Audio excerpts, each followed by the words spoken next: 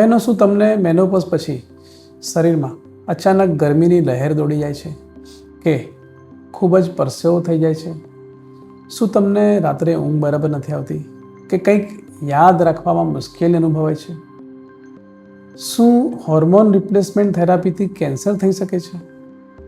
તમારા બધા સવાલોનો વૈજ્ઞાનિક ઢબે હું આજે જવાબ આપીશ. નમસ્કાર બહેનો અને ભાઈઓ, હું ડૉક્ટર પ્રજ્ઞેશ વખારિયા, પ્રસૂતિ સ્ત્રીરોગ વ્યંગત્વ નિષ્ણાત, સ્ત્રીરોગ, ગર્ભાવસ્થા અને બહેનોની વિવિધ સમસ્યાઓ માટે સરળ ભાષામાં સાચી માહિતી આપવા માટે અત્રે ઉપસ્થિત થયો છું અને મારી યુટ્યુબ ચેનલ સ્વાસ્થ્ય સંકલ્પમાં આપનું હાર્દિક સ્વાગત કરું છું. મેનોપોઝ શું છે? તો બહેનોને સતત 12 મહિના સુધી પીરિયડ ન આવે તો એને મેનોપોઝ કહેવાય. સામાન્ય રીતે મેનોપોઝ 45થી 55 વર્ષની વચ્ચેની ઉંમરમાં આવતો હોય છે, જેમાં બહેનોના શરીરમાં ઇસ્ટ્રોજન અને પ્રોજેસ્ટેરોન નામના હોર્મોન્સનું પ્રમાણ ઘટી જવાથી વિવિધ શારીરિક અને માનસિક તકલીફો ઊભી થતી હોય છે. હોર્મોન રિપ્લેસમેન્ટ થેરાપી શું છે? હોર્મોન રિપ્લેસમેન્ટ થેરાપી એટલે શરીરમાં ઘટી રહેલા ઇસ્ટ્રોજન અને જરૂર પડે ત્યારે પ્રોજેસ્ટેરોન નામના હોર્મોન્સને દવા વડે પૂરા પાડવા તે. આ દવા ટેબ્લેટના રૂપે, સ્પ્રે કે જેલના રૂપે, સ્કિન પેચ, તો વળી વજાઇનલ ક્રીમ કે રિંગ પેસરી વડે પૂરી પાડી શકાય. હોર્મોન રિપ્લેસમેન્ટ થેરાપી કોને ફાયદાકારક થઈ શકે? તો જ્યારે પણ મેનોપોઝ પછી મહિલાઓને અમુક લક્ષણો જીવનની ગુણવત્તા પર અસર કરવા લાગતા હોય તો HRT વિશે વિચારી શકાય. જેમ કે શરીરમાં અવારનવાર અચાનક ગરમીની લહેર ઉપડી જવી, રાત્રે ઓચિંતાનો ખૂબ જ પરસેવો થઈ જવો, રાત્રે ઊંઘ ના આવવી, બ્રેઇન ફોગ એટલે કે વસ્તુઓ ભૂલી જવી, એકાગ્રતા રાખવામાં તકલીફ પડવી, વાત કરતી વખતે શબ્દો બરાબર યાદ ના આવવા વગેરે. મૂડ સ્વિંગ્સ એટલે સામાન્ય રોજબરોજની પ્રવૃત્તિઓમાં બહેનોને ઓચિંતાનો ગુસ્સો કે ઓચિંતાનું ચીડિયાપણું થઈ જાય, નાની નાની વસ્તુમાં મન ચિંતિત કે ઉદાસ રહ્યા કરે, યોનિની ત્વચા પાતળી અને શુષ્ક થઈ જાય કે ફિઝિકલ રિલેશન રાખતી વખતે દુખાવો થયા કરે, વારંવાર પેશાબમાં ચેપ થઈ જાય, વારંવાર પેશાબ કરવા જવું પડે કે પેશાબ રોકવામાં તકલીફ પડે. HRTથી શું લાભ થાય? તો ગરમીની જે લહેર હેરાન કરતી હોય છે તેમાં સુધારો થાય, સારી ઊંઘ આવે, મેનોપોઝના લીધે યાદશક્તિમાં જો ખૂબ જ અસર થઈ હોય તો તેમાં ફાયદો થઈ શકે, મૂડમાં સુધારો થાય, હાડકાની મજબૂતી જળવાઈ રહે અને હાડકાનો ઘસારો ધીમો પડે. બહેનો, તમને યોનિની તકલીફોમાં રાહત થાય અને ઓવરઓલ તમારી જીવનની ગુણવત્તામાં સુધારો થાય.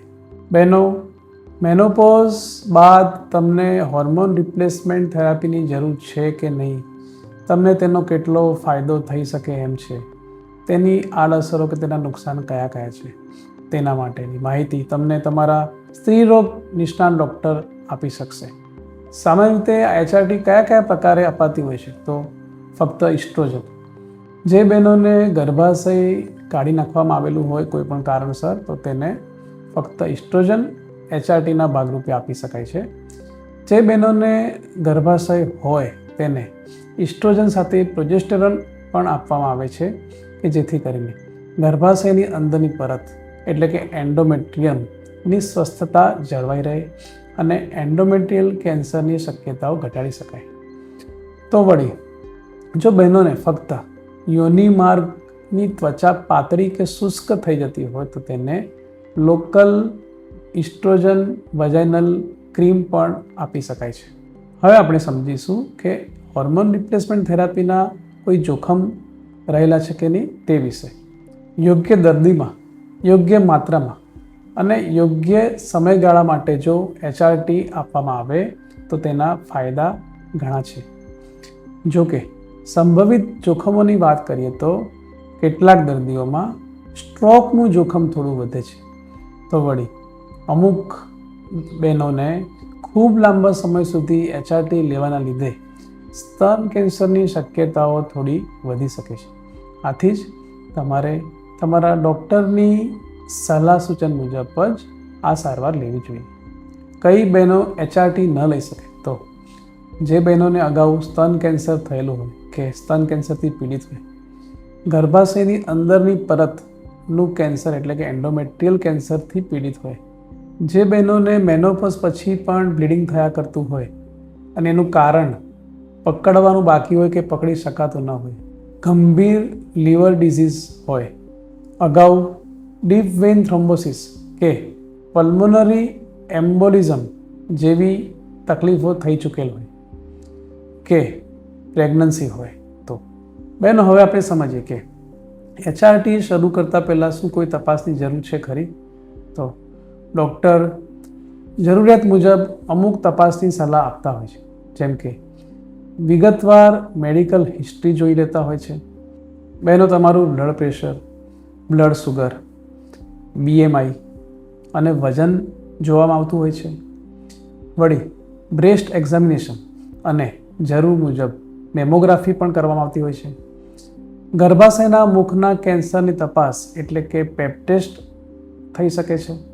તમારો લિપિડ પ્રોફાઇલ કરવામાં આવી શકે કે જરૂરિયાત મુજબ પેઢાની સોનોગ્રાફી પણ કરવી પડી શકે.